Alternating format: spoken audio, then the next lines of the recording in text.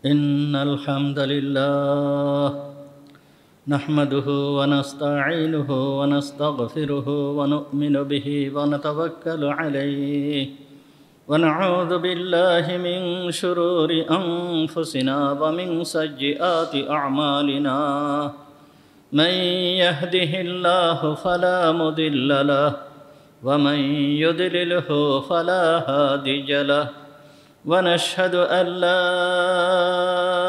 إله إلا الله وحده لا شريك له ونشهد أن سيدنا مولانا محمدًا عبده ورسوله أرسله بالحق بشيرا ونذيرا صلى الله تعالى عليه وعلى آله وأصحابه وبارك وسلم تسليما كثيرا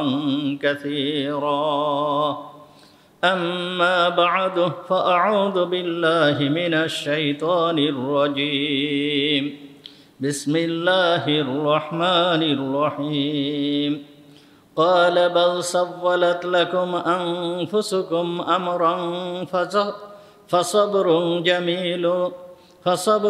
جميل عسى الله أن يأتيني بهم جميعا إنه هو العليم الحكيم صدق الله العظيم ونحن على ذلك من الشاهدين والشاكرين اللهم صل على محمد وعلى آل محمد كما صليت على إبراهيم وعلى آل إبراهيم إنك حميد مجيد اللهم بارك على محمد وعلى آل محمد كما باركت على إبراهيم وعلى آل إبراهيم إنك حميد مجيد سبحانك لا علم لنا إلا ما علمتنا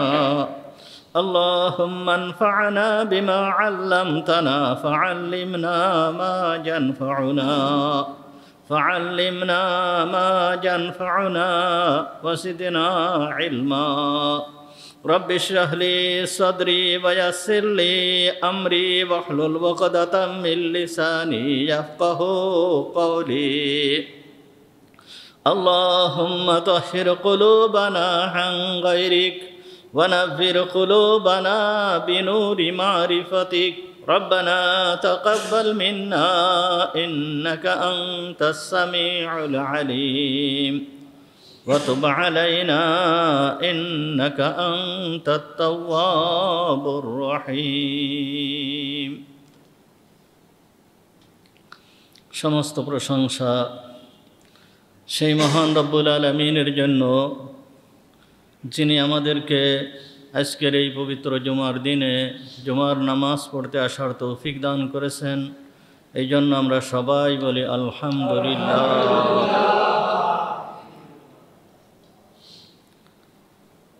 আমাদের পূর্বের আলোচনা চলতেছিল সূরা ইউসুফ সম্পর্কে। মাঝে কুরবানি আসলো, এই জন্য ওই আলোচনাকে ওইখানে মুলতবি রেখে কুরবানি সম্পর্কে আলোচনা করা হয়েছিল। এখন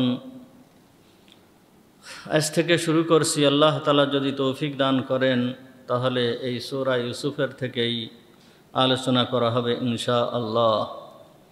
আর সেই জন্য সূরা ইউসুফের ৮৩ নম্বর আয়াত তেলাওয়াত করা হয়েছে।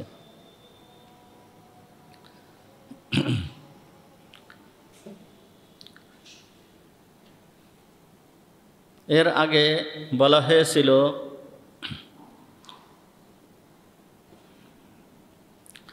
যে হযরতে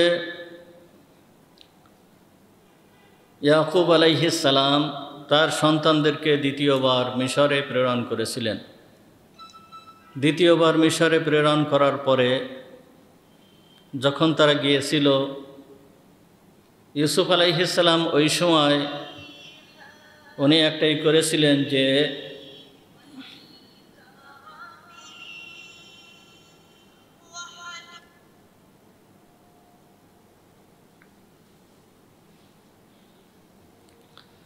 উনি এই সময় একটাই করেছিলেন যে বেনিয়ামিনকে নিয়ে আসতে হবে, যদি বেনিয়ামিনকে না নিয়ে আসো তাহলে তোমাদেরকে খাবার দেওয়া হবে না। সেইভাবে বেনিয়ামিনকে তারা নিয়ে গিয়েছিল। বেনিয়ামিনকে নিয়ে যাওয়ার পরে হযরত ইউসুফ আলাইহিস সালাম বেনিয়ামিনকে তাদের কাছে রেখে দেওয়ার জন্য একটা হিলা অবলম্বন করলেন, আর সেই হিলার মাধ্যমেই তিনি বেনিয়ামিনকে তাদের কাছে রেখে দিলেন। যখন বেনিয়ামিনকে তাদের কাছে রেখে দিলেন, রেখে দেওয়ার পরে এই ভাইয়েরা সেখান থেকে বিফল হয়ে ইয়াকুব আলাইহিস সালামের কাছে ফিরে চলে আসলো। বেনিয়ামিনকেও আনতে পারলো না, বেনিয়ামিন থেকে গেল।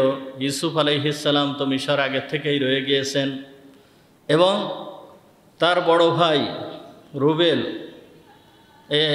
বলল যে আমি এইখান থেকে কোনোভাবেই যাব না, যতক্ষণ না পর্যন্ত যতক্ষণ না পর্যন্ত আল্লাহ তাআলার পক্ষ থেকে কোনো একটা ফয়সালা আমার জন্য না হয় ততক্ষণ না পর্যন্ত আমি এই জমিন ছেড়ে কোথাও যাব না। তাহলে ইউসুফও নেই, বেনিয়ামিনও নেই, তারপরে তার বড় ভাই রুবেলও নেই, এরপরে আর এক ভাইও হারিয়ে গিয়েছে, শামউন, সেও নেই, সেও আগের থেকেই নাই। সুতরাং এই চার ভাই তো যখন বাকি যেই সমস্ত ভাইরা ছিল তারা যখন ফিরে আসলো, ইয়াকুব আলাইহিস সালামের কাছে ফিরে আসলো, ইয়াকুব আলাইহিস সালামের কাছে ফিরে আসার পরে যখন তারা এই সংবাদ ইয়াকুব আলাইহিস সালামকে দিল যে তোমার ছেলে চুরি করেছে, সুতরাং এই ঘটনা ঘটার পরে আমরা তাকে আর সেখান থেকে আনতে পারি নাই। তখন হযরত ইয়াকুব আলাইহিস সালাম কেঁদে দিলেন,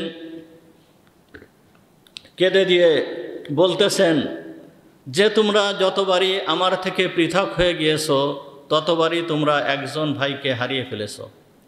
সর্বপ্রথম তোমরা আমার থেকে পৃথক হলে তখন ইউসুফকে হারিয়ে ফেললে, এরপর তোমরা আমার থেকে পৃথক হয়ে গেলে তোমরা শামউনকে হারিয়ে ফেললে, এরপর তোমরা আমার থেকে পৃথক হয়েছো তখন বেনিয়ামিন এবং রুবেল এই দুইজনকে হারিয়ে ফেললে। সুতরাং এখন আমি কি করব? এখন আর আমার কোনো কিছু করার উপায় নাই। উনি তখন বললেন, ক্বালা বাল সাওয়ালাত লাকুম আনফুসুকুম আমরা ফাসাবরুন জামিল আসাল্লাহু আইয়াতিয়ানি বিহিম জামিআ ইন্নাহু হুয়াল আলিমুল হাকিম। তিনি তখন বললেন যে আমি আশা করতেছি আমার এখন কি আছে, আমার এখন একমাত্র পথ আছে, যে সেইটা হচ্ছে সবরুন জামিল, উত্তম ধৈর্য। উত্তম ধৈর্য ছাড়া আমার আর কোনো পথ নাই। আমি এখন উত্তম ধৈর্য ধারণ করব। এই উত্তম ধৈর্য ছাড়া আমার আর কোনো পথ নাই। আসাল্লাহু আইয়াতিয়ানি বিহিম জামিআ, আর এই উত্তম ধৈর্যের মাধ্যমে আমি আশা করতেছি যে আল্লাহ তাআলা সবাইকে আমার সামনে একত্রিত করে দেবেন, এই আশা আমি করতেছি। ওয়াহুয়াল আলিমুল হাকিম, আর তিনি হচ্ছে বড় প্রজ্ঞাময় এবং বড় হিকমতওয়ালা। একথা হযরতে ইব্রাহিম আলাইহিস সালাম বলেন। তাহলে ইব্রাহিম আলাইহিস সালামের যেই পরীক্ষা, মহাপরীক্ষা, সর্বপ্রথম ইউসুফ আলাইহিস সালাম তার সামনের থেকে হারিয়ে গিয়েছে তার যেই সন্তান, এই সন্তানদের ভিতরের থেকে তারপর হারিয়ে গিয়েছে তার আর এক সন্তান, তারপর হারিয়ে গিয়েছে তার দুই সন্তান। এমতো অবস্থায় হযরত ইয়াকুব আলাইহিস সালামের অবস্থা অত্যন্ত খারাপ হয়েছিল। তিনি শোকে এত বড় ভেঙে পড়েছিলেন, যে এত শোকাহত হয়েছিলেন যে পরবর্তীতে উনি বললেন যে এখন আমার আর কোনো কিছু করার নাই, আমি এখন উত্তম ধৈর্য ধারণ করব। আমি এই উত্তম ধৈর্য ধারণ করা ছাড়া আমার আর কোনো পথ নাই। ফাসবরুন জামিল, আমার এখন সবরে জামিল ইখতিয়ার করা দরকার, অর্থাৎ সর্বোত্তম ধৈর্য আমার ধারণ করা দরকার। তা আল্লাহ তাআলা দেখেন হযরত ইয়াকুব আলাইহিস সালামের জন্য কত বড় কঠিন পরীক্ষা হযরত ইয়াকুব আলাইহিস সালামের উপর আল্লাহ তাআলা অবতীর্ণ করলেন। বড় কঠিন পরীক্ষা। আর যেই সমস্ত বান্দারা আল্লাহর যত নিকটবর্তী হয় আল্লাহ তাআলা তাদের পরীক্ষা বড় কঠিন করেন। এই কঠিন পরীক্ষার মাধ্যমে তাদেরকে উন্নীত করেন, তাদের মর্যাদাকে বৃদ্ধি করেন, তাদের সম্মানকে বৃদ্ধি করেন, তাদেরকে বেশি পুরস্কৃত করেন। আর ইয়াকুব আলাইহিস সালামের জন্য নেমে আসলো সেই কঠিন পরীক্ষা। কঠিন পরীক্ষা কি পরীক্ষা? হযরতে ইয়াকুব আলাইহিস সালামের থেকে হযরতে ইউসুফ আলাইহিস সালামকে আল্লাহ তাআলা 80 বছরের জন্য পৃথক করে রাখলেন। একটা দুইটা বছর নয়, 80 বছর। কোনো কোনো বর্ণনায় আসছে 40 বছর, কোনো কোনো বর্ণনায় আসছে 60 বছর, কোনো কোনো বর্ণনায় আসছে 80 বছর। এই 80 বছর হযরতে ইউসুফ আলাইহিস সালাম ইয়াকুব আলাইহিস সালামের চোখের সামনের থেকে পৃথক হয়ে থাকলেন। তা আল্লাহ তাআলা এই যে মুসিবত, এই যে বালা, এই যে কঠিন পরীক্ষা আল্লাহ তাআলা অবতীর্ণ করেন, তা এই বালা মুসিবত এইটা মুমিনের কোনো ক্ষতির জন্য আল্লাহ তাআলা অবতীর্ণ করেন না। যে কোনো ধরনের বালা মুসিবত এইটা মুমিনের উপকারের জন্য আল্লাহ তাআলা অবতীর্ণ করেন। মুমিনের ক্ষতির জন্য এই বালা মুসিবত আল্লাহ তাআলা অবতীর্ণ করেন না। কাফেরদের ব্যাপার ভিন্ন। কাফের যারা আছে তাদের বালা মুসিবত অবতীর্ণ করে তাদেরকে ধ্বংস করে দেওয়ার জন্য, তাদেরকে শেষ করে দেওয়ার জন্য, তাদেরকে শাস্তি দেওয়ার জন্য। কিন্তু মুমিনের উপরে আল্লাহ তাআলা বালা মুসিবত অবতীর্ণ করেন তাদের পরীক্ষা করার জন্য, তাদের গুনাহ খাতাকে মাফ করার জন্য, আর তাদের মর্তবাকে বৃদ্ধি করার জন্য, তাদের মর্যাদাকে বৃদ্ধি করার জন্য। এই ঘটনার থেকে আমরা যা জানতে পারি, হযরতে ইয়াকুব আলাইহিস সালামের প্রতি, হযরতে ইউসুফ আলাইহিস সালামের প্রতি যে পরীক্ষা অবতীর্ণ হয়েছিল, এটা ছিল তাদের মর্যাদাকে বৃদ্ধি করার জন্য। তাদের সামান্য যেই ত্রুটি বিচ্যুতি যা হয়েছে, যেই ত্রুটি বিচ্যুতি ধরার ভিতরে না, সাধারণ মানুষের জন্য এই ত্রুটি কোনো ত্রুটিই না। যত সাধারণ মানুষ আছে সাধারণ মানুষের জন্য এই ত্রুটি কোনো ত্রুটিই না। কিন্তু ইয়াকুব আলাইহিস সালাম উচ্চ পর্যায়ের একজন নবী, আল্লাহ তাআলার সবথেকে নিকটতম একজন নবী, প্রিয়তম নবী। এই নবীর জন্য এই ত্রুটিকে আল্লাহ তাআলা ধরেছেন, ধরে কি করেছেন? সংশোধন করেছেন, তার মর্যাদাকে বৃদ্ধি করেছেন। কিভাবে দেখেন, প্রথম হযরতে ইয়াকুব আলাইহিস সালামের থেকে আল্লাহ তাআলা হযরতে ইউসুফ আলাইহিস সালাম, দেখেন বালা মুসিবত সামান্যতম ত্রুটির কারণে যেই বালা মুসিবত নাজিল হয়েছে, হযরতে ইউসুফ আলাইহিস সালাম যেই সময় আজিজে মিসরের ঘরে ছিলেন, হযরতে জুলাইখা তাকে ওই ঘরের ভিতরে ডেকে নিয়ে সে নিজের খারাপ যেই উদ্দেশ্য ছিল সেই উদ্দেশ্য পূরণ করতে চেয়েছিল। তখন যখন ইউসুফ আলাইহিস সালামকে তার দিকে ডেকেছিল, ডাকার সময় ইউসুফ আলাইহিস সালামের মন সামান্য একটু তার দিকে আকৃষ্ট হয়েছিল, সামান্য কোনো রকম একটু আকৃষ্ট হয়েছিল। আর এটা হওয়া স্বাভাবিক, যেহেতু ইউসুফ আলাইহিস সালাম একজন মানুষ হিসেবে তার অন্তর আছে, তার কলব আছে, তার হৃদয় আছে। এই জন্য এই সামান্য একটু আকৃষ্ট হওয়াটা এটা স্বাভাবিক। কিন্তু এই সামান্য একটু আকৃষ্ট হওয়ার কারণে আল্লাহ তাআলা হযরতে ইউসুফ আলাইহিস সালামকে জেলখানায় আবদ্ধ করলেন। তিনি জেলখানায় চলে গেলেন, ছিলেন রাজপ্রাসাদে, কত আরামের সঙ্গে থাকতেছিলেন। বরঞ্চ তিনি নিজেই দোয়া করছিলেন, রব্বিস সিজনু আহাব্বু ইলাইয়া মিম্মা ইয়াদউনানি ইলাইহি। হে রব, তারা আমাকে যেই খারাপ কাজের দিকে ডাকতেছে এর থেকে আমার জেলখানাই উত্তম।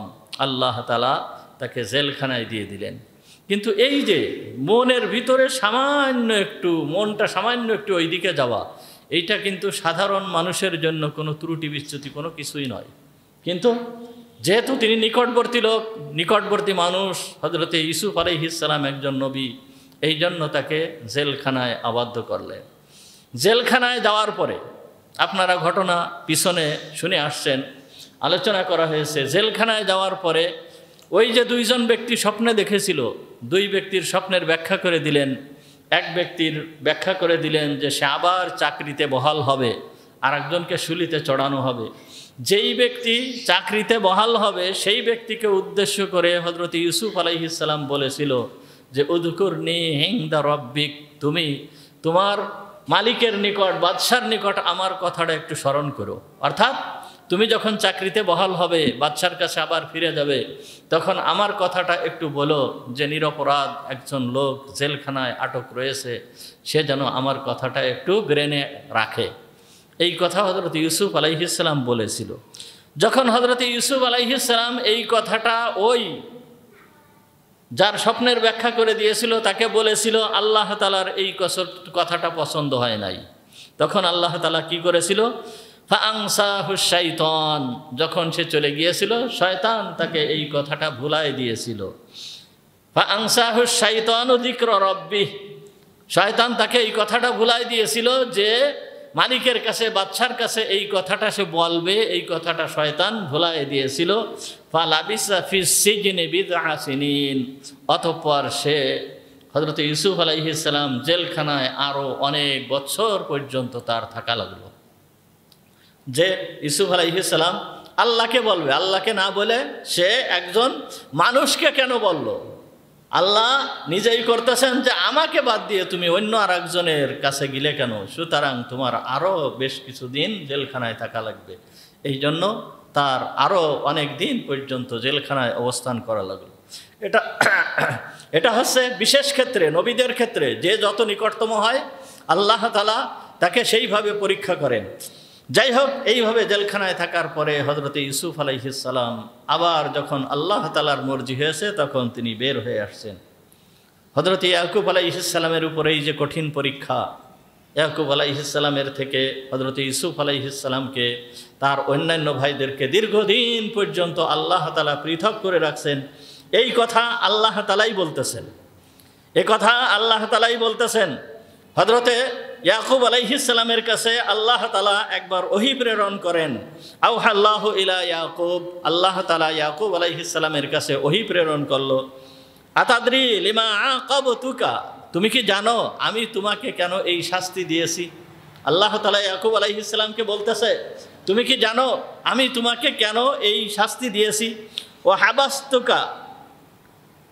ওয়া হাবাস্তু আনকা ইউসুফা বেনিয়ামিনা সানাতান, এবং তোমার থেকে ইউসুফ এবং বেনিয়ামিনকে আমি দূরে রাখছি অনেক বছর পর্যন্ত। এই কাজ আমি কেন করেছি হে ইয়াকুব, তুমি কি এই বিষয়ে জানো, এই বিষয়ে অবগত আছো? তখন হযরতে ইয়াকুব আলাইহিস সালাম বললেন, লা ইলাহি, হে আমার আল্লাহ, হে আমার মাবুদ, আমি তো এটা জানি না।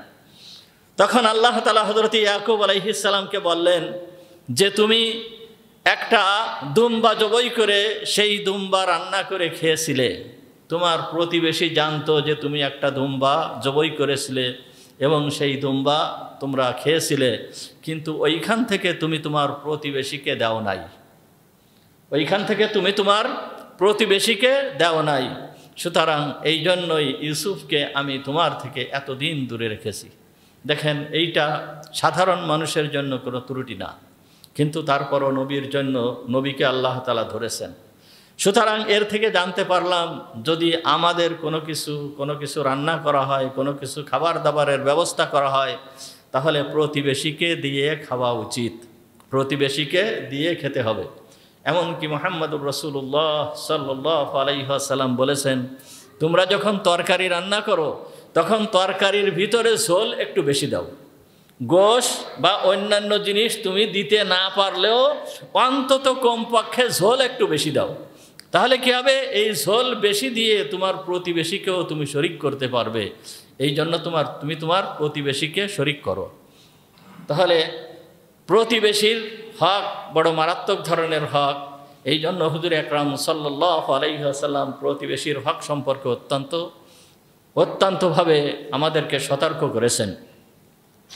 এরপর আরও আরেকটা কারণ বর্ণনা করা হয়েছে যে হযরত ইয়াকুব আলাইহিস সালাম একদিন একটা গরুর বাছুরকে জবাই করেছিল, একটা গরুর বাছুরকে জবাই করেছিল। আর যখন জবাই করতেছিল, ওই গরুর বাছুরের যে মা অর্থাৎ সেই গাভী, এই গাভীটার সামনে এই বাছুরটাকে জবাই করা হয়েছিল। ওই গাভীটা তখন ডাকতেছিল, চিৎকার করে করে ডাকতেছিল। এই যে সামান্যতম ত্রুটি, এই ত্রুটির কারণে হযরতে ইয়াকুব আলাইহিস সালাম থেকে হযরতে ইউসুফ আলাইহিস সালামকে আল্লাহ তাআলা অনেক দিন দূরে রাখছেন। তাহলে এর থেকে আমরা জানতে পারলাম যে কোনো একটা প্রাণীকেও খামাখা কষ্ট দেওয়া যাবে না।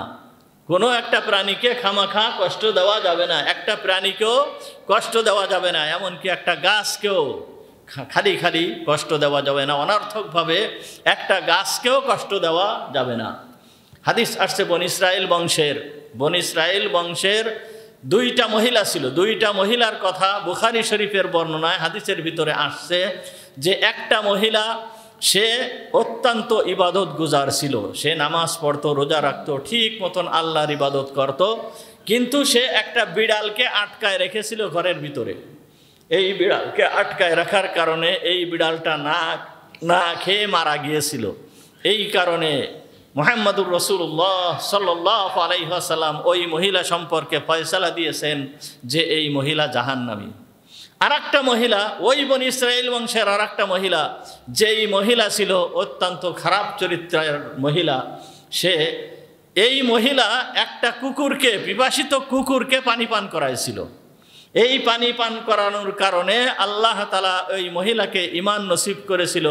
আর মুহাম্মদুর রাসূলুল্লাহ সাল্লাল্লাহু আলাইহি ওয়াসাল্লাম বলেছেন যে এই মহিলাকে আল্লাহ তাআলা জান্নাতবাসী করে দিয়েছিলেন। তাহলে দেখেন, একটা প্রাণীর প্রতি মায়া মমতা করার কারণে এই ব্যক্তিকে আল্লাহ তাআলা জান্নাতবাসী করেছেন। আর একজন ভালো মহিলা, সে একটা বিড়ালের প্রতি অসৎ আচরণ করার কারণে, বিড়ালকে কষ্ট দেওয়ার কারণে আল্লাহ তাআলা তাকে জাহান্নামী বানিয়ে দিয়েছেন। সুতরাং কোনো প্রাণীকে খামাখা কষ্ট দেওয়া যাবে না। 3য় নম্বর ঘটনা, আল্লাহ তাআলা হযরত ইয়াকুব আলাইহিস সালামকে বলতেছেন যে তুমি একটা বাদী কিনে নিয়ে আসছিলে। একটা বাদী কিনে আনার পরে এই বাদীর একটা সন্তান ছিল। এই সন্তানটাকে তুমি ওই বাদীকে রেখে সন্তানটাকে বিক্রি করে দিয়েছিলে। যখন ওই বাদীকে রেখে সন্তানটাকে বিক্রি করে দিয়েছিলে, ফা বাকাত হাত্তা আমিয়াত, এই বাদী ওই সন্তানের জন্য কাঁদতে কাঁদতে তার চোখ অন্ধ হয়ে গিয়েছিল। সুতরাং এই কারণেই আমি তোমার থেকে ইউসুফকে এতদিন দূরে রাখছি। 3টা ঘটনা। 4র্থ নম্বর ঘটনা আসছে যে তুমি একদিন, হযরত ইয়াকুব আলাইহিস সালামকে বলতেছে, তুমি একদিন তোমার বাড়িতে একটা ছাগল রান্না করেছিলে। তোমার দরজায় একজন ভিক্ষুক আসছিল, সে খাবার চেয়েছিল, কিন্তু তুমি তাকে খাবার দাও নাই। এই কারণে আমি তোমার থেকে তোমার ছেলেকে এতদিন পর্যন্ত পৃথক করে রাখছিলাম। 5ম কারণ,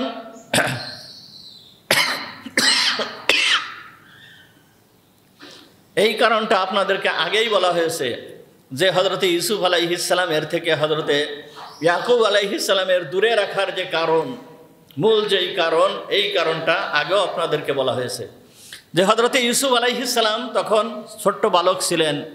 ইউসুফ আলাইহিস সালামের ভাই বেনিয়ামিন যেই সময় জন্মগ্রহণ করে, বেনিয়ামিন জন্মগ্রহণ করার সময় এই হযরতে ইউসুফ আলাইহিস সালাম এবং বেনিয়ামিনের মা মারা যায়। মা মারা যাওয়ার পরে এই 2টা সন্তান এতিম হয়ে যায়। এই 2 সন্তান এতিম হয়ে যায় এবং এই ছোট্ট 2 সন্তানের দেখাশোনার সমস্ত দায়িত্ব হযরত ইয়াকুব আলাইহিস সালামের উপরে পড়ে। তাদের খাবার দাবার যত যা কিছু সব কিছু হযরত ইয়াকুব আলাইহিস সালাম নিজে হাতেই করতেন। তো একবার হযরত ইয়াকুব আলাইহিস সালাম এই সন্তান হযরত ইউসুফ আলাইহিস সালামকে ঘুম পড়ায় রেখে নামাজে দাঁড়িয়েছেন, রাত্রে বেলায় নামাজ পড়তেছেন। এমন সময় হযরত ইউসুফ আলাইহিস সালাম ঘুমের ভিতরে চিৎকার দিয়ে উঠছেন। সাধারণত যেই রকম ঘুমের ভিতরে ছোট্ট বাচ্চারা চিৎকার দেয়, এই রকমভাবে চিৎকার দিয়ে উঠছে।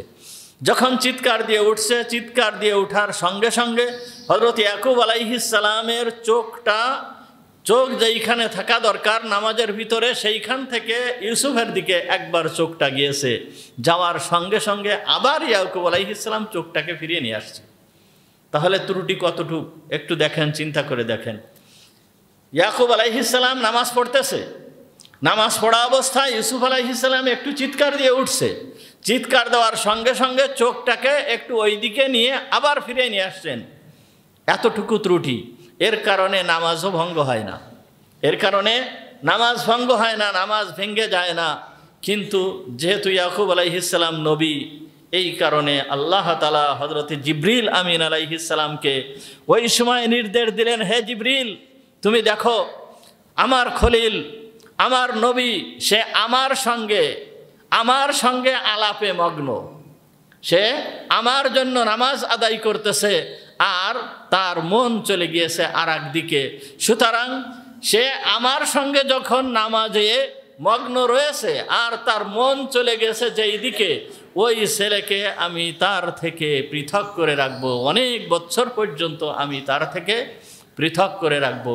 তাই হযরতে ইয়াকুব আলাইহিস সালামের থেকে হযরতে ইউসুফ আলাইহিস সালামকে এতদিন পর্যন্ত আল্লাহ তাআলা পৃথক করে রাখছিলেন। তাহলে এইখানেও আমাদের বোঝার বিষয় রয়ে গিয়েছে, যখন আমরা নামাজ আদায় করব, আল্লাহর ইবাদত করব, তখন একনিষ্ঠভাবেই আল্লাহর ইবাদত করতে হবে। আর যার নামাজ, যার ইবাদত যত একনিষ্ঠ হবে, যত বেশি মনোযোগী হবে, আল্লাহ তাআলা ওইটার মূল্য তত বেশি দান করবেন। এখন এই যে অবস্থা হযরতে ইয়াকুব আলাইহিস সালামের হয়েছিল, এর কারণে হযরতে ইউসুফ আলাইহিস সালামকে কত বছর, 80 বছর তার থেকে পৃথক করে রাখছিল।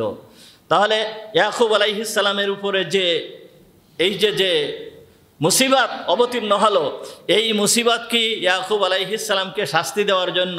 না, ইয়াকুব আলাইহিস সালামের শাস্তি দেওয়ার জন্য না, ইয়াকুব আলাইহিস সালামের মর্যাদাকে বৃদ্ধি করার জন্য। ইয়াকুব আলাইহিস সালামের মর্যাদাকে বৃদ্ধি করার জন্য। কেন? এই সামান্য যে ত্রুটি হয়েছে, এই ত্রুটির যে অপরাধ, এই অপরাধকে আল্লাহ তাআলা ক্ষমা করে দিয়েছেন। শুধু ক্ষমা করে দেন নাই, বরঞ্চ আরও অনেক পুরস্কারে ইয়াকুব আলাইহিস সালামকে আল্লাহ তাআলা পুরস্কৃত করেছেন। হযরতে ইউসুফ আলাইহিস সালাম একবার জিবরিল আমিন আলাইহিস সালামকে জিজ্ঞেস করলো, হে জিবরিল, তুমি কি জানো ইয়াকুবের দুঃখ কীরকম দুঃখের ভিতরে সে আছে? তখন জিবরিল আমিন আলাইহিস সালাম হযরত ইউসুফ আলাইহিস সালামকে বলতেছে, হ্যাঁ অবশ্যই আমি জানি, সে বড় দুঃখের ভিতরে আছে। কেমন দুঃখ? বলতেছে যে সে এমন দুঃখের ভিতরে আছে, কোনো একটা মহিলাকে যদি একটা সন্তান দেওয়া হয় আর এই সন্তানটা যদি তার থেকে আল্লাহ তাআলা নিয়ে যায়, অর্থাৎ সন্তানটা যদি মারা যায়, এই মহিলার যেই রকম দুঃখ হবে, এই মহিলা যেই রকম শোকাহত হবে, ইয়াকুব আলাইহিস সালাম নিজে এই রকম 70টা মহিলার মতন শোকে সে শোকাহত। 70টা মহিলার মতন শোকে ইয়াকুব আলাইহিস সালাম নিজে শোকাহত। তো একটা মহিলার থেকে যদি একটা সন্তান আল্লাহ তাআলা নিয়ে যান, এই মহিলা সে বড় শোকাহত হয়ে যায়। মাত্র 2-3 দিন আগে একটা ঘটনা শোনাচ্ছিল যে একটা মহিলা, এই মহিলা অনেক উচ্চ পর্যায়ের একজন ডাক্তার, স্পেশালিস্ট ডাক্তার। এই মহিলাকে আল্লাহ তাআলা একটা সন্তান দিয়েছে, একটা মেয়ে দিয়েছে। এই মেয়েটা মারা গিয়েছে, একমাত্র মেয়ে। এই মেয়েটা মারা গিয়েছে, ক্যান্সার হয়ে মারা গিয়েছে। মারা যাওয়ার পরে এই মহিলাও ডাক্তার, মহিলার স্বামীও ডাক্তার। ওই ব্যক্তি বলতেছে, সে তার ওই মহিলাটা হচ্ছে তার বোন। বলতেছে, আমার দুলাভাই এবং আমার বোন একসাথে বাসায় আসে, একসাথে বাসায় ঢোকে এবং একসাথে বাসার থেকে আবার বের হয়ে যায়। আমার বোন কোনো সময় একা একা বাসায় ঢুকতে পারে না। সে বলতেছে একা একা এই জন্য ঢুকতে পারে না যে সে যখন একা একা বাসায় ঢোকে, বাসায় ঢোকার সঙ্গে সঙ্গে আমার বোন বাসায় ঢোকার সঙ্গে সঙ্গে সে এই রুমের থেকে ওই মেয়ের নাম ধরে ডাকতে ডাকতে ওই রুমে যায়, আবার ওই রুমের থেকে আরেক রুমে যায় মেয়ের নাম ধরে ডাকতে ডাকতে, আবার ওই রুমের থেকে আরেক রুমে যায় মেয়ের নাম ধরে ডাকতে ডাকতে। এইভাবে সারা রুম ধরে ওই মেয়ের নাম ধরে ধরে ডাকতে থাকে। এই করতে করতে সে বেহুশ হয়ে যায়। যতবারই একা একা বাসায় ঢুকছে ততবারই তার এই ধরনের অবস্থা হয়েছে। তাহলে বুঝতে হবে যে ইনি একজন উচ্চ পর্যায়ের ডাক্তার, স্পেশালিস্ট ডাক্তার। তার জ্ঞান বুদ্ধি তো আর কম না, তার জ্ঞান বুদ্ধি কম নাই। সে এত বড় একজন ডাক্তার হয়েও মেয়ের এই শোককে সে সহ্য করতে পারে না। বহুদিন হয়ে গেছে, অনেক দিন আগে মেয়ে মারা গিয়েছে, তারপরও তার এই অবস্থা তার হয়। তাহলে যেই মহিলার একটা মেয়ে মারা যায় সেই মহিলা কিভাবে শোকাহত হয়, এই রকমভাবে 70 জন মেয়ের যেই পরিমাণ শোক হয়, আল্লাহ তাআলা হযরত ইয়াকুব আলাইহিস সালামকে এই পরিমাণ শোকাহত করেছিলেন। হযরত ইউসুফ আলাইহিস সালাম তখন জিবরিল আমিনকে জিজ্ঞেস করলো, হে জিবরিল, তো ইয়াকুব আলাইহিস সালাম যে এই পরিমাণ শোকাহত হয়েছে, এর জন্য সে কি কোনো প্রতিদান পাবে না? তখন জিবরিল আমিন আলাইহিস সালাম হযরত ইউসুফ আলাইহিস সালামকে বলল, অবশ্যই সে প্রতিদান পাবে। সে 100 শহীদের সওয়াব আল্লাহ তাআলা তাকে দান করবেন। 100 শহীদ আল্লাহর রাস্তায় জিহাদ করে যে শহীদ হয়ে গিয়েছে, এই রকম 100 শহীদের সওয়াব আল্লাহ তাআলা তাকে দান করবেন। শুধু তাই নয়, সমস্ত বান্দাদের ভিতরের থেকে আল্লাহ তাআলা তার কোনো বান্দাকে যদি এইভাবে পরীক্ষা করেন আর সে যদি এইভাবে ধৈর্য ধারণ করে, তাহলে এই বান্দাকেও আল্লাহ তাআলা ওই রকম 100 শহীদের সওয়াব আল্লাহ তাআলা দান করবেন। তাহলে বালা মুসিবত মুমিনের জন্য এইটা কোনো শাস্তির জন্য নয়, বরঞ্চ এইটা তার পরীক্ষার জন্য। পরীক্ষার মাধ্যমে আল্লাহ তাআলা তার গুনাহখাতাকে ক্ষমা করে দেন। যদি কোনো গুনাহখাতা থেকে থাকে তাহলে এই গুনাহখাতাকে ক্ষমা করে দেন, যদি এই বান্দা ধৈর্য ধারণ করে। যদি এই বান্দা কি করে? ধৈর্য ধারণ করে। আর যদি ধৈর্য ধারণ না করে তাহলে সব পাবে না। মূল কথা হচ্ছে কি, ইয়াকুব আলাইহিস সালাম বললেন, ফাসাবরুন জামিল, বল্লাহ ফাসাবরুন জামিল, আমার উপরে আছে কি উত্তম ধৈর্য, আমি উত্তমভাবে ধৈর্য ধারণ করব। যদি কোনো বান্দা ধৈর্য ধারণ করে তাহলে আল্লাহ তাআলা তাকে এই ধরনের পুরস্কার দান করে। একজন মহিলার যদি কোনো একটা সন্তান মারা যায়, সন্তান মারা যাওয়ার পরে আল্লাহ তাআলা ফেরেশতাকে জিজ্ঞেস করে, হে আমার ফেরেশতা, তুমি আমার বান্দার কলিজার টুকরাকে ছিনিয়ে নিয়ে আসছো? এইভাবে প্রশ্ন করে, হে আমার ফেরেশতা, তুমি আমার বান্দার কলিজার টুকরাকে ছিনিয়ে নিয়ে আসছো? তখন ওই ফেরেশতা বলতে থাকে, জি আল্লাহ, আমি তোমার বান্দার কলিজার টুকরাকে ছিনিয়ে নিয়ে আসছি। তখন বলতে থাকে, তুমি যখন আমার বান্দার কলিজার টুকরাকে ছিনিয়ে নিয়ে আসছো, তখন সে কি বলেছে? তখন ফেরেশতা বলে যে, হে আল্লাহ, তোমার প্রতি ধৈর্য ধারণ করেছে, সে সবর করেছে এবং সে পড়েছে ইন্না লিল্লাহি ওয়া ইন্না ইলাইহি রাজিউন। সে এই কথা বলেছে। তখন আল্লাহ তাআলা বলেন, হে ফেরেশতা, তুমি সাক্ষী থাকো, আমি আমার ওই বান্দির জন্য জান্নাত নির্ধারণ করে দিলাম। আল্লাহ তাআলা এই কথা বলে যদি ধৈর্য ধারণ করে। কিয়ামতের ময়দানে হিসাব কিতাব চলতেছে, হিসাব কিতাব হচ্ছে। এর ভিতরে থেকে এক মহিলা, সে হিসাব কিতাব না দিয়েই জান্নাতের দিকে দৌড়ানো শুরু করছে। যখন জান্নাতের দিকে দৌড়ানো শুরু করছে, তখন ফেরেশতারা বলতে থাকে যে, কি ব্যাপার, তুমি কোথায় যাচ্ছ? তখন বলতেছে, আমি জান্নাতে যাচ্ছি। তখন বলে যে, কেন তুমি জান্নাতে যাচ্ছ কেন? তখন ওই মহিলা বলে, আমাদের নবী মুহাম্মদুর রাসূলুল্লাহ সাল্লাল্লাহু আলাইহি ওয়াসাল্লাম বলেছে, যেই মেয়ে একটা এতিমের দায়িত্ব গ্রহণ করবে, এই এতিমকে লালন পালন করবে, আমি তার জন্য জান্নাতের জিম্মাদারি নিয়ে নিলাম। সুতরাং আমার স্বামী মারা গিয়েছিল বা আমার এই অবস্থা হয়েছিল, আমি আমার সন্তানের দায়িত্ব আমি নিয়েছিলাম, আমি দ্বিতীয় কোনো বিবাহ করি নাই। সুতরাং এই জন্য আমি জান্নাতের দিকে চলে যাচ্ছি। আল্লাহ তাআলার পক্ষ থেকে তখন নির্দেশ আসবে, আমার ওই বান্দিকে তুমি ছেড়ে দাও, তাকে জান্নাতে যেতে দাও। তাহলে ধৈর্য ধারণ যদি করে তাহলে আল্লাহ তাআলা তাকে কি করেন? পুরস্কৃত করেন। আল্লাহ তাআলা তাকে পুরস্কার দান করেন। শুধু পুরস্কার নয়, দেখা যাচ্ছে বালা মুসিবতের মাধ্যমে, কি বললাম, বালা মুসিবতের মাধ্যমে আল্লাহ তাআলা কি করেন? গুনাহ মাফ করেন। বালা মুসিবতের মাধ্যমে আল্লাহ তাআলা গুনাহ মাফ করেন। গুনাহ মাফ করেন যদি গুনাহ থেকে থাকে, আর যদি গুনাহ না থেকে থাকে তাহলে তার মর্যাদাকে আল্লাহ তাআলা বৃদ্ধি করে দেন, তার মর্যাদা বহু গুণে বৃদ্ধি করে দেন। দেখেন, দুনিয়ার ভিতরে নবীদের এই যে ইউসুফ আলাইহিস সালাম, ইয়াকুব আলাইহিস সালাম, এনাদের তো কোনো অপরাধ নেই। সামান্য যেই সমস্ত ত্রুটি বিচ্যুতি, এর কারণে আল্লাহ তাআলা কিভাবে ধরেছেন। অনেক নবী এমন আছে যেই নবীকে কঠিন পরীক্ষার সম্মুখীন হতে হয়েছে। হযরত জাকারিয়া আলাইহিস সালামের কথা শুনেছেন, অন্যান্য নবীদের কথা শুনেছেন। জাকারিয়া আলাইহিস সালামকে করাত দিয়ে মাথার থেকে একেবারে করাত দিয়ে চিরে ফেলা হয়েছে, কিন্তু হযরত জাকারিয়া আলাইহিস সালাম ধৈর্যের পাহাড় ছিলেন, ধৈর্য ধারণ করছেন। এই জাকারিয়া আলাইহিস সালামকে এইভাবে মেরে ফেলা হয়েছে, বহুত নবীদেরকে এইভাবে হত্যা করে ফেলা হয়েছে। তা নবীদেরকে হত্যা করা হয়েছে, আল্লাহ তাআলা কি দেখেন নাই? নবীকে হত্যা করা হচ্ছে, নবীর সঙ্গে এই ব্যবহার করা হচ্ছে, আল্লাহ কি দেখেন নাই? অবশ্যই দেখেছেন। তারপরও এই রকম অবস্থা কেন হয়েছে? এই নবীর মর্যাদাকে আল্লাহ তাআলা বৃদ্ধি করেছেন, এই নবীর মর্যাদাকে আল্লাহ তাআলা বৃদ্ধি করেছেন। যাকে আল্লাহ তাআলা যত বেশি বড় বানাতে চান তার উপরে আল্লাহ তাআলা বেশি বালা মুসিবত অবতীর্ণ করেন।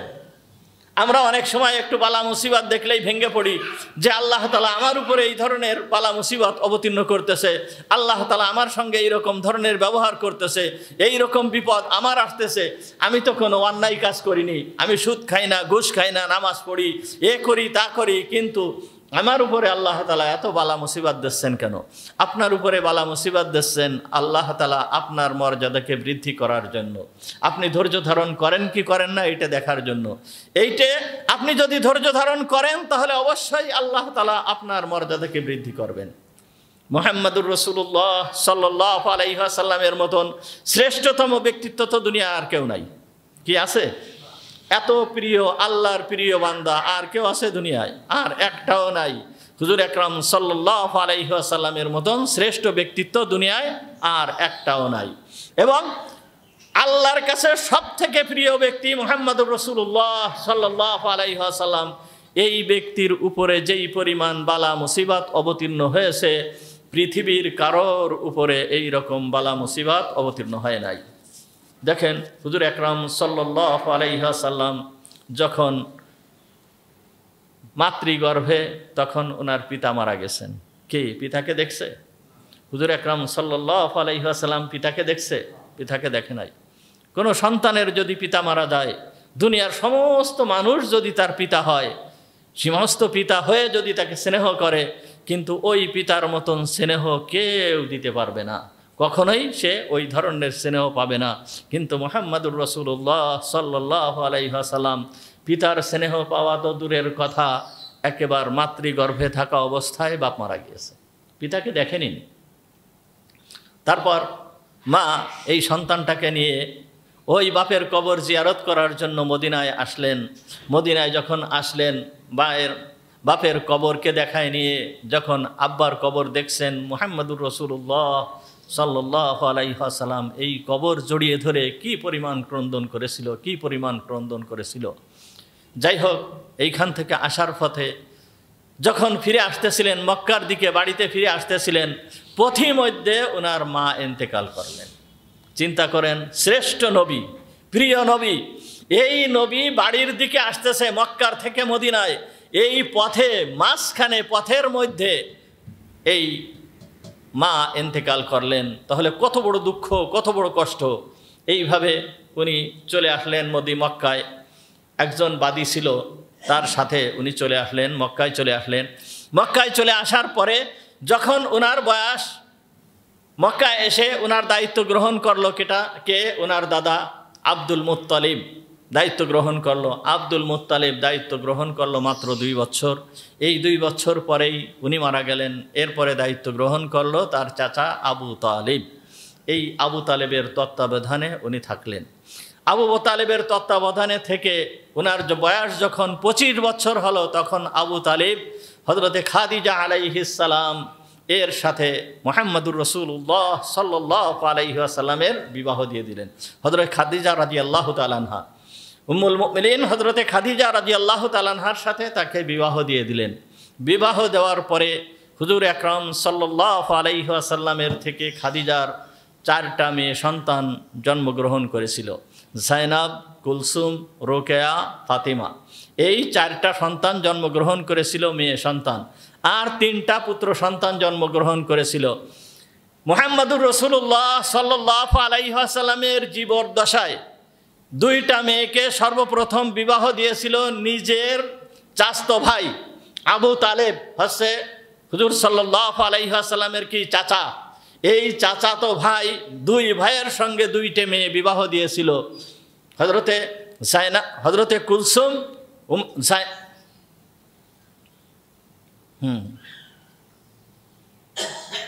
দুইজন, উম্মে কুলসুম আর জাইনাব রাদিয়াল্লাহু তাআলা, জাইনাব না রুকাইয়া, রুকাইয়া রাদিয়াল্লাহু তাআলা, রুকাইয়া এবং উম্মে কুলসুম এই দুই মেয়েকে দুই ছেলের সঙ্গে, আবু তালেবের দুই ছেলের সঙ্গে বিবাহ দিয়েছিল। বিবাহ দেওয়ার পরে যেই সময় সূরা লাহাব অবতীর্ণ হলো, তাব্বাত ইয়াদা আবি লাহাবি ওয়া তাব, তখন আবু তালেব বলল যে মুহাম্মাদের এই দুই মেয়েকে তোমরা তালাক দিয়ে আসো। তখন এই দুই ছেলেই দুই মেয়েকে একসঙ্গে তালাক দিয়ে দিয়েছিল। তা যেই পিতার সামনে একই সাথে দুইটা মেয়েকে তালাক দিয়ে দেওয়া হয়, এই পিতার দুঃখ কিরকম হয় আমরা, আপনি আমি সবাই উপলব্ধি করতে পারি যে এই পিতার দুঃখ কেমন হয়। এরপরে এই তালাক প্রাপ্ত হওয়ার পরে হজরতে রুকাইয়া রাদিয়াল্লাহু তাআলা আনহুকে বিবাহ করে হজরতে উসমান গনি রাদিয়াল্লাহু তাআলা আনহু। এই উসমান গনি রাদিয়াল্লাহু তাআলা আনহু ওই সময়ে ওনার আব্বা ছিল না, চাচার কাছে লালিত পালিত হতেন। চাচা তখন আবু তালেব যে এই তার চাচাকে বাধ্য করলো যে তোমার ভাতিজা কেন এই মুহাম্মাদের মেয়েকে বিবাহ করেছে, সুতরাং তাকে এই মেয়েকে তালাক দিতে বাধ্য করো। চাচা হযরতে উসমান রাদিয়াল্লাহু তাআলা আনহুকে বারবার বলল যে তুমি মুহাম্মাদের মেয়েকে বিবাহ করতে পারবে না, তুমি তাকে তালাক দাও। কিন্তু উসমান গনি রাদিয়াল্লাহু তাআলা আনহু কোনোভাবেই তালাক দিতে চাইলেন না, তালাক দিলেন না। তখন চাচা তাকে ঘর থেকে বের করে দিলেন। ঘর থেকে বের করে দেওয়ার পরে হযরতে উসমান রাদিয়াল্লাহু তাআলা আনহু উনার এই মেয়েকে নিয়ে, হুজুর সাল্লাল্লাহু আলাইহি ওয়াসাল্লামের এই মেয়েকে নিয়ে, মাত্র কম বয়স এই মেয়েকে নিয়ে তখন পবিত্র মক্কা নগরী ছেড়ে ওই হাবশার দিকে হিজরত করে চলে গিয়েছিলেন। কত বড় কষ্ট, কত বড় দুঃখ চিন্তা করেন। এরপরে যে এই মেয়ে মুহাম্মাদুর রাসূলুল্লাহ সাল্লাল্লাহু আলাইহি ওয়াসাল্লামের সামনেই মদিনায় হিজরত করার পরে এই মেয়ে হুজুরের সামনে ইন্তেকাল করেছিল। ওনার আরেক মেয়ে হুজুরের সামনেই ইন্তেকাল করেছিল। ওনার আরেক মেয়ে হুজুরের সামনেই, হুজুরের জীবদ্দশায়, হুজুর বেঁচে থাকতেই 3 মেয়ে ইন্তেকাল করেছিল। একটা মাত্র মেয়ে ছিল হযরতে ফাতিমা রাদিয়াল্লাহু তাআলা আনহা। এই ফাতিমা রাদিয়াল্লাহু তাআলা আনহা হুজুরের ইন্তেকালের মাত্র 6 মাস পরে ইন্তেকাল করেছিল। তাহলে যেই পিতার সামনে 3টা মেয়ে মারা গিয়েছে এবং 3টা পুত্র সন্তান যেই পিতার সামনে মারা গিয়েছে, এই পিতার দুঃখ কেমন একটু বুঝে দেখেন। কত বড় কষ্ট, কত বড় বালা মুসিবত মুহাম্মদুর রাসূলুল্লাহ সাল্লাল্লাহু আলাইহি ওয়াসাল্লামের ব্যক্তিগত জীবনের উপরে আল্লাহ তাআলা দিয়েছেন। চিন্তা করেন, বাইরের যেগুলো আছে সেগুলো তো আছেই, বাইরের থেকে যেই সমস্ত বালা মুসিবত বিপদ আপদ যেগুলো আসছে শত্রু পক্ষ থেকে, অন্যদের পক্ষ থেকে, এগুলো তো আছেই।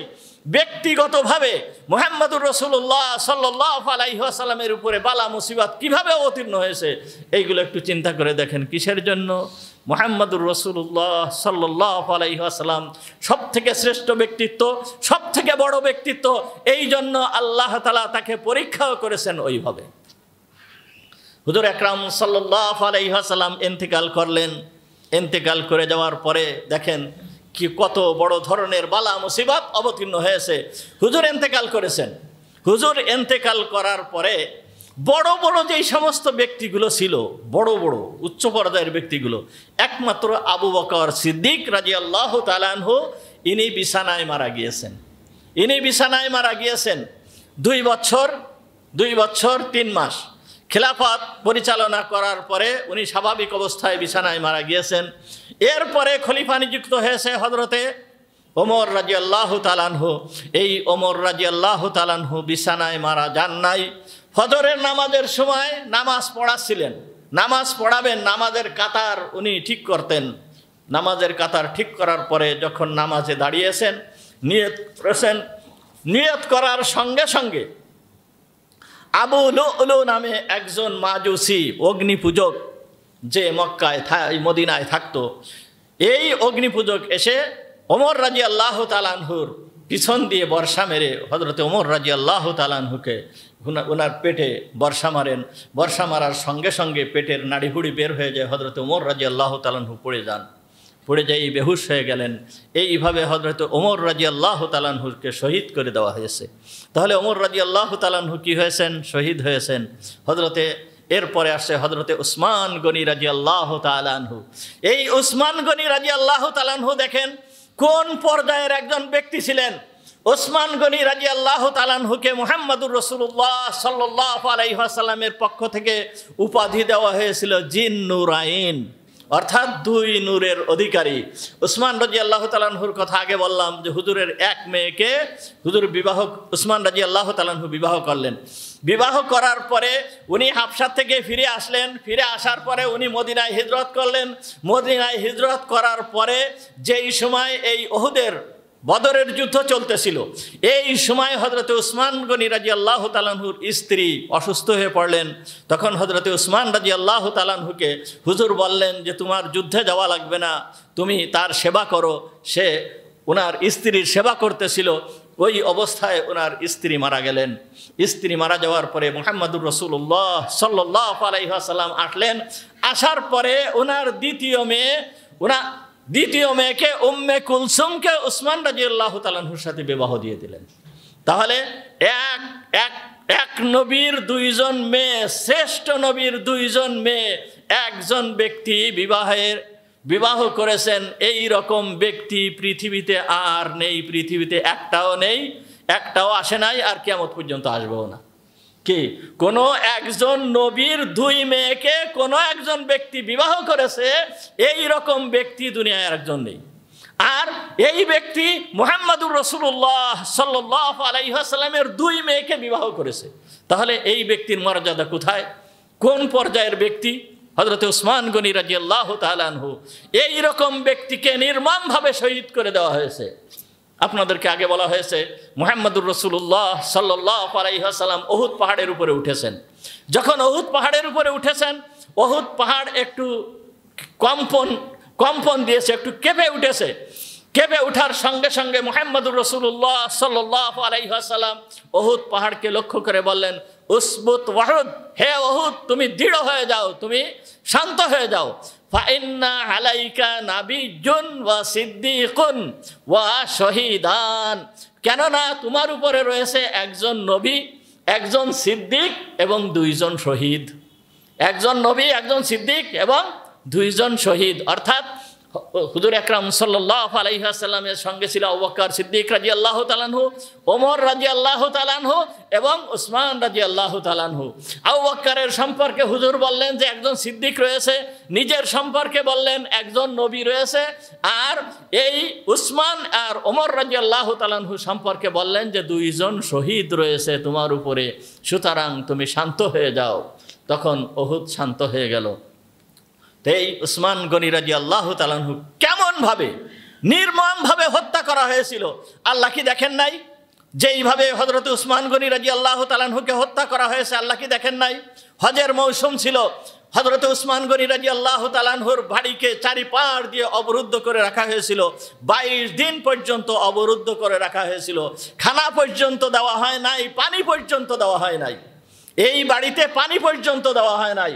এমনকি উসমান রাদিয়াল্লাহু তাআলা আনহু জনসাধারণের জন্য জান্নাত লাভের আশায় নিজের টাকা দিয়ে কূপ খরিদ করে সেই কূপকে অক্ষ করে দিয়েছেন, যেই কূপের থেকে পানি এখনো পর্যন্ত মুসলমানরা পান করতেছে। বীরে রোমা নামে এই কূপ এখনো পর্যন্ত মদিনায় অবস্থান করতেছে, কিন্তু সেই কূপের পানি উসমান রাদিয়াল্লাহু তাআলা আনহুকে খেতে দেওয়া হয় নাই। উসমান রাদিয়াল্লাহু তাআলা আনহুকে 22 দিন অবরুদ্ধ করে রাখার পরে উসমান রাদিয়াল্লাহু তাআলা আনহুর পিছনের ছাদ ভেঙে ওই ছাদের ভিতর দিয়ে ঘরে ঢুকে হযরত উসমান রাদিয়াল্লাহু তাআলা আনহুকে নির্মমভাবে হত্যা করা হয়েছিল। যখন হত্যা করতেছিল ওনার স্ত্রী, তখন ওনার স্ত্রী নাম ছিল নাইলা। এই নাইলা রাদিয়াল্লাহু তাআলা আনহা সর্বপ্রথম ঠেকাচ্ছিলেন। ঠেকাতে ঠেকাতে ওনার হাতের প্রথমে আঙ্গুলগুলো কেটে গিয়েছিল। আঙ্গুল কেটে কেটে এইখান থেকে হাতের কবজি হাত থেকে পৃথক হয়ে গিয়েছিল। এইভাবে হাত শেষ হয়ে গিয়েছিল, রক্তে রঞ্জিত হয়ে গিয়েছেন। আর এমতো অবস্থায় ওই শত্রুরা হযরত উসমান গনি রাদিয়াল্লাহু তাআলা আনহুর এখানে এসে আঘাত করে। এইখানে আঘাত করার সঙ্গে সঙ্গে হযরত উসমান গনি রাদিয়াল্লাহু তাআলা আনহুর মাথাটা শরীর থেকে আলাদা হয়ে যায়। হযরত উসমান রাদিয়াল্লাহু তাআলা আনহু কোরআন তেলাওয়াত করতেছিলেন, সূরা বাকারার এই আয়াত তেলাওয়াত করতেছিলেন, ফাসায়াকফিকাহুমুল্লাহ ওয়া হুয়াস সামিউল আলিম, এই আয়াত তেলাওয়াত করতেছিলেন। ঠিক এই আয়াতের পরে যে হযরত উসমান রাদিয়াল্লাহু তাআলা আনহুর শরীরের রক্ত এই রক্তে রঞ্জিত হয়ে গিয়েছিল এই আয়াত। এমত অবস্থায় হযরত উসমান গনি রাদিয়াল্লাহু তাআলা আনহু দুনিয়া থেকে বিদায় গ্রহণ করেন। এইগুলো কি আল্লাহ দেখেন নাই? আল্লাহকে এইগুলো দেখেন নাই? কেন এরকম হয়েছে? কেন এরকম হয়েছে? এর দ্বারা মর্যাদাকে বৃদ্ধি করা হয়েছে। হযরত হুসাইন রাদিয়াল্লাহু তাআলা আনহু মুহাম্মদুর রাসূলুল্লাহ সাল্লাল্লাহু আলাইহি ওয়াসাল্লামের কলিজার টুকরা, একে কারবালার ময়দানে কিভাবে শহীদ করা হয়েছে আল্লাহ কি দেখেন নাই? আল্লাহ কি প্রতিশোধ নিতে পারতেন না? অবশ্যই পারতেন। কেন এরকম করা হয়েছিল? মর্যাদাকে বৃদ্ধি করার জন্য, মর্যাদাকে বৃদ্ধি করার জন্য। সুতরাং বালা মুসিবত এইগুলো আসে মুসলমানদের কোনো শাস্তি দেওয়ার জন্য নয়, মুসলমানদেরকে কোনো শাস্তি দেওয়ার জন্য নয়, বরঞ্চ মুসলমানদের মর্যাদাকে বৃদ্ধি করার জন্য আল্লাহ তাআলা মুসলমানদের মর্যাদাকে বৃদ্ধি করবেন। এই জন্যই আল্লাহ তাআলা বালা মুসিবত নাজিল করেন। আর এই বালা মুসিবতে যেই ব্যক্তি ধৈর্য ধারণ করবে, যেই ব্যক্তি আল্লাহর প্রতি সন্তুষ্ট থাকবে, তা আল্লাহ তাআলা তাকে উত্তম পুরস্কার দান করবেন, উত্তম পুরস্কার দান করবেন। এমনকি আল্লাহ তাআলা বলতেছেন, ইন্নাল্লাহা মা'আস সাবিরিন, অবশ্যই আল্লাহ তাআলা ধৈর্য ধারণকারীদের সাথেই থাকেন। কত বড় কথা চিন্তা করছেন? আল্লাহ ধৈর্য ধারণকারীদের সাথেই থাকেন, আল্লাহ ধৈর্য ধারণকারীদের সাথেই থাকেন। তাহলে বালা মুসিবত দেন আল্লাহ তাআলা। হয়তো মুমিনের যদি কোনো গুনাহ থাকে সেই গুনাহ মাফ করে দেন এর দ্বারা, আর যদি গুনাহ না থাকে তাহলে তার মর্যাদাকে অনেক অনেক গুণ বৃদ্ধি করে দেন। ওয়া আখিরু দাওয়ানা আলহামদুলিল্লাহি রাব্বিল আলামিন। আমরা যারা সুন্নাত নামাজ পড়িনি